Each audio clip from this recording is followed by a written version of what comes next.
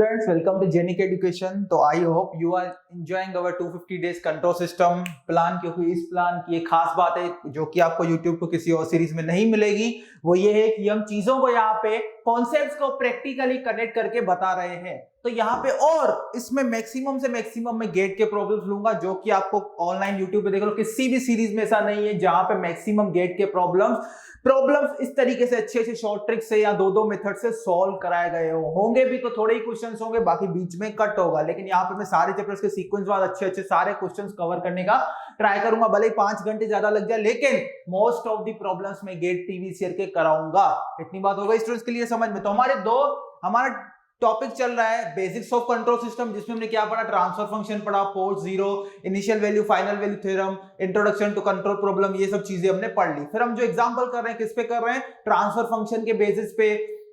What is open loop transfer function, what is forward path transfer function, अगर differential equation दिया हो तो response कैसे फाइंड करना है, डिफरेंशियल इक्वेशन दिया हो तो हमें आउटपुट कैसे फाइंड करना है और ट्रांसफर फंक्शन कैसे फाइंड करना है। दूसरी बात, अगर डिफरेंशियल इक्वेशन के लाप्लास ट्रांसफॉर्म की एप्लीकेशन आपको डिटेल्ड एनालिसिस देखना है तो आप हमारा 250 डेज यूट्यूब पे जो इंजीनियरिंग मैथ्स का प्लान है वो फॉलो कर सकते हैं। मैं इस वीडियो के कमेंट में वो लिंक शेयर कर दूंगा जिसमें मैंने लाप्लास ट्रांसफॉर्म का एप्लीकेशन हमने पढ़ाया है। तो यहाँ पे देखो सिमिलरली यहाँ पे क्वेश्चन है, ये हमारा लास्ट लेक्चर है problem discussion on basics of control system. उसके बाद हम यहाँ पे जाएंगे टूल, ट्रांसफर फंक्शन फाइंड करने के टूल क्या होते हैं, that is block diagram, reduction technique and masons gain formula. तो यहाँ पे देखो इस क्वेश्चन में बोला है in control system is governed by this differential equation way delta is delta function, ये क्या है, यूनिट इंपल्स फंक्शन है। और क्या बोल रहा है, इनिशियल कंडीशंस आपको 0 अज्यूम करनी है, और फिर 4 ऑप्शन दिए हुए y ऑफ t में, उसमें u ऑफ t दिखाया है, उसको बोला है इसको आप यूनिट स्टेप फंक्शन माने। तो इस क्वेश्चन में फाइंड क्या करना है, y ऑफ t फाइंड करना है। तो ये बिल्कुल simple basic first order differential equation of degree 1, और इसको में क्या निकालना है, y ऑफ t निकालना है। तो डिफरेंशियल इक्वेशन में जब भी ऐसे टर्म्स आए डेल्टा t या u ऑफ t या e to the power -2t, जो हमने लास्ट एग्जांपल देखा था कल में, एक टर्म था 1 - e to the power -2t जिसका हमने स्टेडी स्टेट वैल्यू निकालना था, तो उसमें हमने क्या अप्लाई किया था, लाप्लास अप्लाई किया था। तो इसमें भी डेल्टा ऑफ t और u of t to the power -2 ऐसे एक्सपोनेंशियल डिकेइंग टर्म्स हो तो हमें उसमें क्या अप्लाई करना पड़ेगा, लाप्लास ट्रांसफॉर्म अप्लाई करना पड़ेगा। इतनी बात होगा स्टूडेंट्स क्लियर। तो यहाँ पे मैं क्या करूंगा, मेरा टारगेट होगा मुझे y ऑफ t चाहिए, तो अगर मुझे y ऑफ s मिल गया, उसका अगर लाप्लास ट्रांसफॉर्म में ले लूंगा तो मुझे क्या मिल जाएगा, y ऑफ t मिल जाएगा। इतनी बात होगा स्टूडेंट्स क्लियर। तो ये अपना गिवन डिफरेंशियल इक्वेशन है, गिवन डिफरेंशियल इक्वेशन इज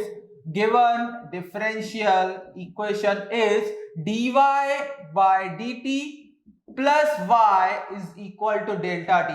दोनों साइड लाप्लास ट्रांसफॉर्म ले लो, दोनों साइड लाप्लास ट्रांसफॉर्म लेंगे तो क्या आएगा, s into Y of S minus Y of 0 plus y of s minus Y of 0, और डेल्टा टी जो है यूनिट इंपल्स फंक्शन, इसका लाप्लास ट्रांसफॉर्म क्या होता है, हमेशा 1 होता है। इतनी बात आ गई स्टूडेंट समझ में। ये एक स्पेशल सिग्नल, इसका z ट्रांसफॉर्म, लाप्लास ट्रांसफॉर्म दोनों क्या होते हैं, 1 होते हैं। अब क्योंकि 0 इनिशियल कंडीशन से, because initial conditions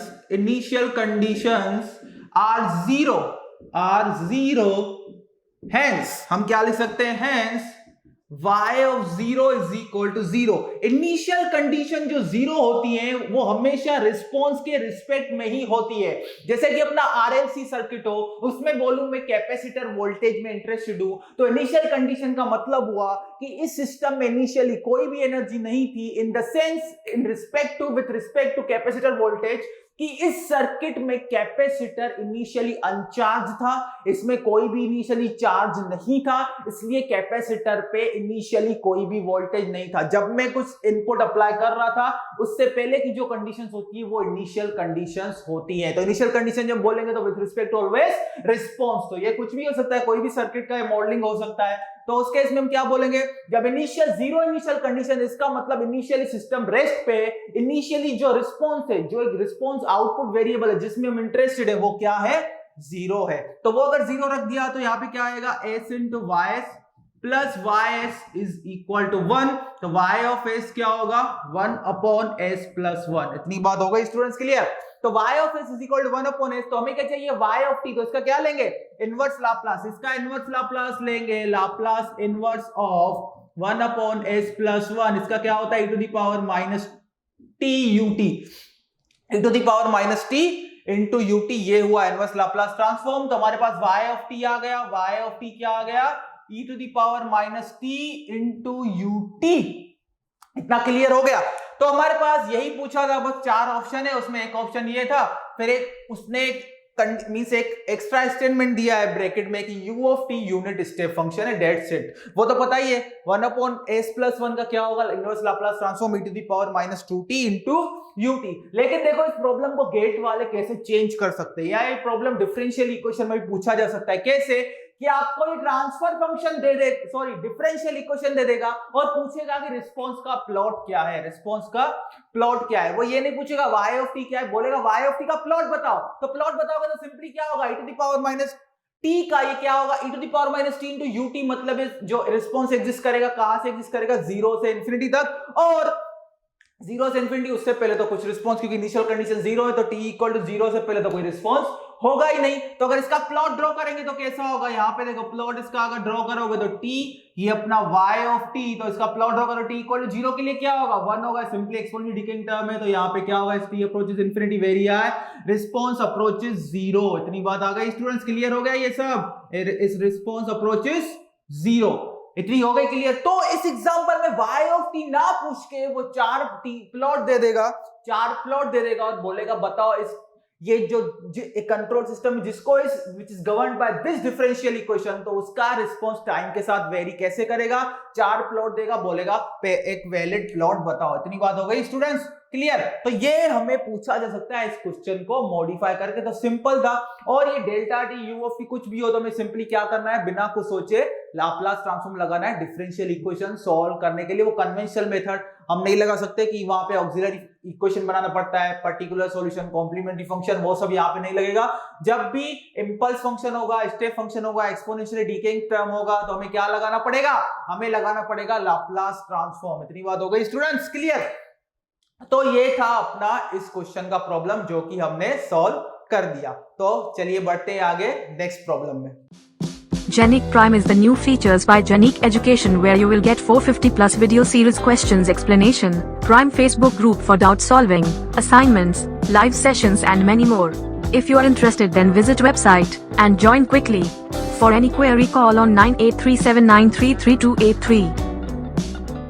okay, let us discuss this problem. ये एक बोला है कि ये एक सिस्टम है जिसका ट्रांसफर फंक्शन है g of s is equal to 1 minus 2s upon 1 plus s। ये प्रॉब्लम आया 2015 गेट इलेक्ट्रिकल इंजीनियरिंग में। तो मैं जो भी प्रॉब्लम्स लूंगा मोस्टली इलेक्ट्रिकल इंजीनियरिंग की लूंगा, जिसमें सारे कॉन्सेप्ट्स कवर करने का ट्राई करूंगा। तो ये एक प्रॉब्लम है जिसमें बोला है एक सिस्टम है जिसका ट्रांसफर फंक्शन है g of s is equal to 1 minus 2s upon 1 plus s। तो बताओ उस सिस्टम के लिए यूनिट स्टेप रिस्पांस का वेव फॉर्म क्या दिखेगा। यूनिट स्टेप रिस्पांस मतलब एक सिस्टम है, उसमें अगर इनपुट अप्लाई कर रहे हैं यूनिट स्टेप, तो आउटपुट रिस्पांस को जनरेट होगा y ऑफ t, उसका वेव फॉर्म कैसा दिखेगा। ये जो चारों वेव फॉर्म है किसके, y ऑफ t के वेव फॉर्म है कि y ऑफ t कैसे वेरी कर रहा है, as t approaches infinity, और we can say how the y of t is varying with time। Simply हमें ये बताना है। तो देखो स्टूडेंट्स, यहाँ पे क्या करना है, सबसे पहला स्टेप, ये सिस्टम जो दिया गया है इसमें ये हम एक चीज में इंटरेस्टेड नहीं होना चाहिए हमें कि ये सिस्टम क्लोज लूप है या ओपन लूप है, इसमें हमें कोई इंटरेस्ट नहीं होना चाहिए। क्यों? क्योंकि बस सिस्टम क्लोज लूप हो या ओपन लूप हो वो डिफाइंड नहीं है। बस क्या बोला है, सिंपली ये सिस्टम का ट्रांसफर फंक्शन है, आप इसमें ये इनपुट अप्लाई करो, r of t is equal to u of t, that is unit step function, और पता लगाओ कि y ऑफ t क्या होगा। सिस्टम ओपन लूप हो या क्लोज लूप हो हमें उससे कुछ लेना देना नहीं है। हमें ये पता है कि कोई भी सिस्टम हो उसका ट्रांसफर फंक्शन दिया गया हो वो किसका रेशियो होता है, उस सिस्टम के लिए जो इनपुट अप्लाई कर रहे हैं, जो आउटपुट जनरेट हो रहा है, तो आउटपुट का लाप्लास ट्रांसफॉर्म लेंगे और इनपुट का लाप्लास ट्रांसफॉर्म लेंगे, दोनों का रेशियो ले लेंगे, तो हमें क्या मिल जाएगा, g ऑफ s मिल जाएगा। तो यहां पे ये अपना सिस्टम है, ये एक देख लो सिस्टम, ये अपना एक सिस्टम में हमने अप्लाई किया r ऑफ t और जनरेट क्या हो गया, y ऑफ t। तो लाप्लास ट्रांसफॉर्म जो होगा ट्रांसफर फंक्शन सिस्टम का क्या होगा, g of s is equal to Laplace transform of output divide by Laplace transform of input. इतना हो गया क्लियर। तो हम किस में इंटरेस्टेड है, y ऑफ t में। r ऑफ s क्या होगा, तो y ऑफ s देखो क्या होगा, y ऑफ s होगा अपना r of s into g of s। और यहां पे एक बात गौर देखनी है कि इनपुट क्या है, r of t is equal to ut, क्योंकि यूनिट स्टेप रिस्पांस बोला गया है, इसलिए r ऑफ t को क्या लेना पड़ेगा, यूनिट स्टेप लेना पड़ेगा। तो r ऑफ s क्या होगा 1 अपॉन s, क्योंकि अगर r of t u of t तो उसका लाप्लास ट्रांसफॉर्म क्या होगा r of s that is 1 over s, और g ऑफ s क्वेश्चन में दिया गया है 1 minus 2s upon s into 1 plus s। ये जो 1 अपॉन s आया ये किसकी वजह से आया है, r ऑफ s की वजह से, into 1 minus 2s upon 1 plus s किसकी वजह से आया है, जो सिस्टम का ट्रांसफर फंक्शन है that is g of s। इतनी बात हो गई क्लियर। तो ये अपना आ गया y ऑफ s, ये हो गया y ऑफ s। अभी इसमें दो अप्रोचेस है। पहले तो क्या कर सकते हैं, अभी हमने फर्स्ट लेक्चर में देखा था कि ऐसे प्रॉब्लम्स को सॉल्व करना है, या लास्ट लेक्चर में सॉरी, तो यहां पे डिनोमिनेटर में देखो कितने फैक्टर्स है, 2 फैक्टर्स है, तो इनका क्या लेना पड़ेगा, पार्शियल फ्रैक्शन लेना पड़ेगा। पार्शियल फ्रैक्शन लेने से जो फंक्शन बन जाता है, जो पार्शियली फ्रैक्शड फंक्शन है, कि क्या कर दिया, पार्शियली उसको फ्रैक्शन, पार्शियली फ्रैक्शन मतलब एक से ज्यादा फ्रैक्शन में उसको तोड़ दिया, तो वो जो एक एक फंक्शन बनेगा सिंगल सिंगल, उसका हमें पता होता है स्टैंडर्ड इनवर्स लाप्लास ट्रांसफॉर्म क्या होगा, इसलिए हमें उसको क्या कन्वर्ट करना पड़ता है, पार्शियल फ्रैक्शन में कन्वर्ट करना पड़ता है, जो कि हमने लास्ट लेक्चर में क्या किया था, डिस्कस किया था। तो इसका पार्शियल फ्रैक्शन लोगे तो क्या होगा, a upon s plus b upon 1 plus s। अगर ये नहीं आता तो लास्ट लेक्चर मेरा देख लेना, ये क्या होगा, y of s is equal to 1 minus 2s upon s into 1 plus s के इक्वल, ये हम लिख सकते हैं तोड़ के, तो 1 minus 2s upon s into 1 plus s। इसको कैसे लिख सकते हैं, 1 minus 2s is equal to a into 1 plus s plus b into s। इतनी बात हो गई स्टूडेंट्स क्लियर। यहाँ पे एलसीएम आएगा s इंटू 1 प्लस s, और ये s इंटू 1 प्लस s दोनों साइड कैंसिल हो जाएंगे, तो क्या बचेगा 1 minus 2s is equal to, यहाँ पे एलसीएम आएगा y इंटू 1 प्लस s, तो a के साथ क्या मल्टीप्लाई हो जाएगा 1 प्लस s, और b के साथ क्या मल्टीप्लाई हो जाएगा s। सिंपल हो गई इतनी बात। अभी मुझे क्या चाहिए, सपोज a फाइंड करना है, तो b वाले टर्म को क्या बनाना पड़ेगा, 0 बनाना पड़ेगा। तो अगर मैं इस इक्वेशन में 4s is equal to 0 solve करूं, तो s इज इक्वल टू 0 के लिए क्या होगा, ये क्या हो जाएगा 1 is equal to a 1 plus 0 और b plus b into s 0, तो ये वाला टर्म क्या हो गया 0, तो a क्या होगा 1 होगा। अभी मुझे क्या फाइंड करना है, b फाइंड करना है। अगर b फाइंड, लास्ट लेक्चर देख लेना, उसमें मैंने डिटेल में पूरा प्रोसीजर समझाया है। b फाइंड करना है तो a, मेरा टारगेट होगा कि ये जो a वाला टर्म है उसको मैं क्या बना दूं, 0 बना दूं। तो a वाला जो टर्म है वो 0 कैसे होगा, जब a का फैक्टर क्या हो जाएगा, 0 हो जाएगा। a का फैक्टर क्या है 1, a का जो मल्टीपल है वो क्या है, उसको मैं फैक्टर बोल रहा हूं। a के साथ कौन सा टर्म मल्टीप्लाई में है, 1 प्लस s, 1 प्लस s, उसको मुझे क्या बनाना पड़ेगा 0। तो अगर इस इक्वेशन में मैं s is equal to -1 put कर दूं, तो ये क्या हो जाएगा 1 माइनस 1 0, तो ये a वाला टर्म क्या हो जाएगा 0। मैं b सिंपली फाइंड कर सकता हूं। तो 4s इज इक्वल टू -1 क्या होगा, 1 minus 2 into -1 is equal to a into 1 minus 1 plus b into -1। इतनी बात स्टूडेंट्स क्लियर हो गई। तो यहां पे देखो क्या होगा, इधर से निकालो, इधर से हम यहां पे आ रहे हैं, तो यहां पे 1 माइनस 2 इंटू -1 क्या होगा, 3 is equal to a into 1 minus 1 0, a into 0 0 is equal to b into -1, तो b क्या होगा अपना -3, b होगा -3। तो हमें दोनों चीजें मिल गई, a भी मिल गया 1 और b भी मिल गया -3। तो ये जो इनपुट डेटा दिया गया था, गिवन डेटा, उसका भी काम नहीं है हमें, तो इसको हम मिटा देते हैं। इस प्रॉब्लम को हम 2 तरीके से सीखेंगे, और जो दूसरा तरीका है वो बहुत ही मजेदार है। आपको इतना सारा पार्शियल फ्रैक्शन लेना ही नहीं पड़ेगा, सिर्फ यहीं से आप पता लगा लोगे कि आउटपुट क्या होगा।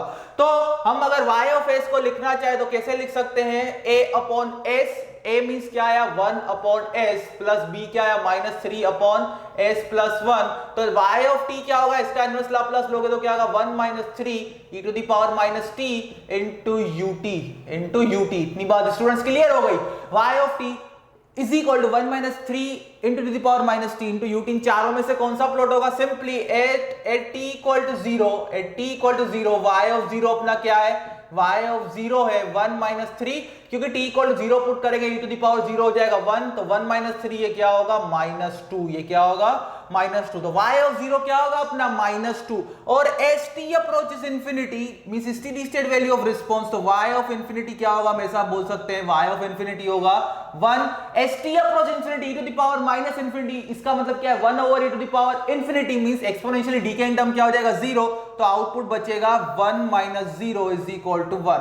यहां पे u ऑफ t हम मल्टीप्लाई नहीं कर रहे क्योंकि u ऑफ t सिंपली हमें क्या बता रहा है कि ये जो रिस्पांस है किस टाइम के लिए एग्जिस्ट हो रहा है, t greater than equal to 0 के लिए। इतनी बात हो गई स्टूडेंट्स, क्लियर? तो इन चारों प्लॉट में देखो कौन सा प्लॉट ये दोनों कंडीशन सेटिस्फाई कर रहा है, डेट इज उसका इनिशियल वैल्यू है -2, स्टेडी स्टेट वैल्यू है 1, तो चारों में से देखोगे एक ही प्लॉट सेटिस्फाई कर रहा है, that is plot option A, जिसका t इक्वल 0 के लिए वैल्यू क्या है -2 and S t approach is infinity, वो क्या हो गया 1 हो गया, क्या हो गया 1, इसको थोड़ा सीधा दिखा देंगे, थोड़ा सीधा 1 हो गया। इतनी बात आ गई स्टूडेंट समझ में? तो इस हिसाब से हम क्या बोलेंगे कि option A is correct, option A is correct, ये हो गया एक तरीका। अब दूसरे तीनों एग्जांपल में देख लो, किसी में भी इनिशियल वैल्यू -2 नहीं है, इसका मतलब पहला ही कर्व सही है, पहला ही वेवफॉर्म क्या है करेक्ट है। इतनी बात क्लियर हो गई स्टूडेंट्स? तो अभी दूसरा तरीका क्या है इसको करने का, तो दूसरा तरीका ये है कि ये सब हमें करने की जरूरत ही नहीं थी, ये जो सब हमने किया इतना, ये सब करने की हमें जरूरत ही नहीं है। देखो क्यों जरूरत नहीं है, इसको भी मैं मिटा देता हूं, आपको मजा आएगा अभी अप्रोच सीखने में कि कैसे इसको बिना पार्शियल इतना लंबा लेंथी प्रोसीजर नहीं करना था, ऐसे ही हो जाता। देखो कैसे, चारों वेवफॉर्म जो ऑप्शन में दिए गए ध्यान से देखो, चारों का जो t इक्वल टू 0 पे वैल्यू है वो डिफरेंट है। यहां पे देखो इस वेवफॉर्म ए के अकॉर्डिंग इनिशियल वैल्यू क्या है -2, वेवफॉर्म बी के अकॉर्डिंग, इसको बी बोल रहा हूं ए बी सी डी, चलो मैं नाम दे देता हूं, ये अपना ए है, ये अपना बी है, ये अपना सी है, ये अपना डी है। तो इसको इनिशियली देखो तो इस वेव फॉर्म में इनिशियल वैल्यू क्या है, t इक्वल 0 -2, इसमें 2, इसमें -0.75, इसमें 1, तो चारों वेव फॉर्म में इनिशियल वैल्यू क्या है स्टूडेंट्स डिफरेंट है। तो इसका मतलब हम क्या कर सकते हैं, जिस y ऑफ s आया इस पे इनिशियल वैल्यू थ्योरम लगाते हैं, इनिशियल वैल्यू थ्योरम से y ऑफ t का इनिशियल वैल्यू मिलता है और हम क्रॉस चेक करेंगे चारों ऑप्शन में से इनिशियल वैल्यू हमारा कौन से वेवफॉर्म के साथ मैच कर रहा है, क्योंकि सीधी सी बात है चारों ऑप्शन का इनिशियल वैल्यू अलग अलग है, इसलिए किसी एक ही वेवफॉर्म के साथ वो क्या करेगा मैच करेगा। तो यहां पे देखो इनिशियल वैल्यू थ्योरम अप्लाई कर रहे हैं। अभी क्या इनिशियल वैल्यू थ्योरम लगा सकते हैं, इनिशियल वैल्यू थ्योरम की कंडीशन क्या होती है, जिस भी फंक्शन पे इनिशियल वैल्यू थ्योरम लगाते हैं उसका जो डिनोमिनेटर का ऑर्डर है वो न्यूमरेटर के ऑर्डर से स्ट्रिक्टली ज्यादा ही होना चाहिए। देखो कैसे, यहां पर डिनोमिनेटर का ऑर्डर क्या होगा, s plus s square means denominator का ऑर्डर है 2, न्यूमरेटर का ऑर्डर है 1 - 2s मींस 1, इसका मतलब डिनोमिनेटर का जो ऑर्डर है वो क्या है न्यूमरेटर से ज्यादा है, इसलिए यहां पे इनिशियल वैल्यू थ्योरम लगा सकते हैं। इनिशियल वैल्यू थ्योरम से हमें क्या मिलेगा, y ऑफ 0 मिलेगा। कैसे मिलेगा, limit s tends to 0 sorry s tends to infinity s into y of s, s limit s tends to infinity s into y of s अपना क्या है 1 - 2s upon s into 1 plus s, ये अपना s cancel हो गया, ये क्या आ गया limit s tends to infinity 1 minus यहां से नीचे और ऊपर 1 - 2s अपॉन 1 प्लस s, दोनों में से s कॉमन निकालो तो क्या होगा 1 upon s minus 2 upon 1 upon s plus 1, ये अपना आ गया s बाहर, ये बाहर, ये s तो कैंसिल हो गया, s में से s मैंने जो न्यूमरेटर है उसको s से डिवाइड एंड मल्टीप्लाई किया, ऐसा बोल सकते हैं s का एक s कॉमन निकाल दिया तो क्या होगा 1 बाय s माइनस 2, नीचे 1 प्लस s में से भी s बाहर खींच लिया तो क्या होगा 1 अपॉन s प्लस 1, ये s कैंसल। अभी as s approaches infinity 1 upon s क्या होगा 0, ये हमें पता है 0 माइनस 2 अपॉन क्या होगा 0 प्लस 1। इतनी बात स्टूडेंट्स क्लियर हो गई। तो y ऑफ 0 क्या होगा, y ऑफ 0 होगा -2/1 दैट इज -2। तो इनिशियल वैल्यू थ्योरम से हमें यह पता चला कि जो रिस्पॉन्स है y ऑफ t इसका इनिशियल वैल्यू क्या होना चाहिए -2, और चार जो प्लॉट दिए गए हैं इसमें से एक ही प्लॉट है ऑप्शन ए जो सेटिस्फाई कर रहा है ये कंडीशन -2 वाली। इतनी बात स्टूडेंट्स क्लियर हो गई। अभी गेट में ऐसा भी क्वेश्चन पूछा जा सकता है, चारों प्लॉट में इनिशियल वैल्यू सेम होगी दैट इज -2, कुछ भी हो सकती है, लेकिन फाइनल वैल्यू अलग होगी चारों प्लॉट में, फिर हम इनिशियल वैल्यू थ्योरम नहीं लगाएंगे क्योंकि हमें पता है इनिशियल वैल्यू थ्योरम लगाया तो चारों में इनिशियल वैल्यू सेम ही है, वही आने वाली है। तो फिर हम क्या अप्रोच करेंगे, दूसरा पाथ लेंगे। पाथ क्या लेंगे, स्टेडी स्टेट वैल्यू का पाथ लेंगे। यहां पे दो पाथ है अपने पास, एक पाथ है कि इनिशियल वैल्यू थ्योरम ले सकते हैं, दूसरा पाथ है फाइनल वैल्यू थ्योरम ले सकते हैं। अगर चारों ऑप्शन में इनिशियल वैल्यूज वेवफॉर्म में सेम दिखाया गया है कि रिस्पांस का इनिशियल वैल्यू सेम दिखाया गया है, अगर फाइनल वैल्यू चारों वेवफॉर्म का डिफरेंट दिखाया गया है स्टेडी स्टेट वैल्यू, तो हमें इनिशियल वैल्यू थ्योरम लगाने की जरूरत ही नहीं है, क्योंकि वही चारों ऑप्शन में, क्योंकि इनिशियल वैल्यू सेम है, इसका मतलब इनिशियल वैल्यू वही आएगी।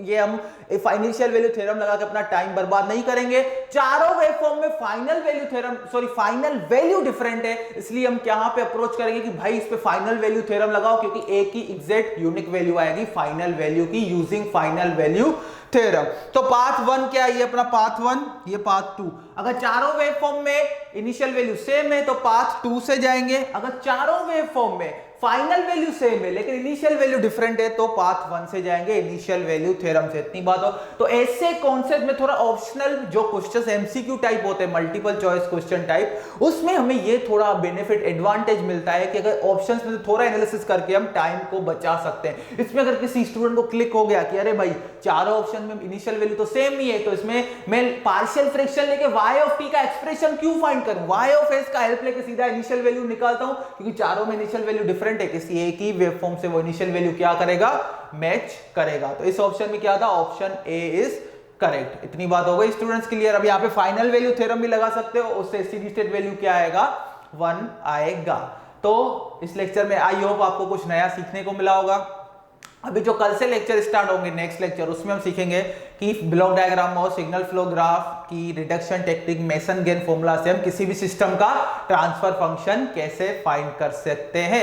और ये कोविड-19 चल रहा है, जो भी गवर्नमेंट इंस्ट्रक्शन दे रही है उसको अच्छे से फॉलो करते रहिए, घर पे रहिए, सेफ रहिए और पढ़ाई करते रहिए। फिर से मिलते हैं नेक्स्ट लेक्चर में, तब तक के लिए थैंक यू।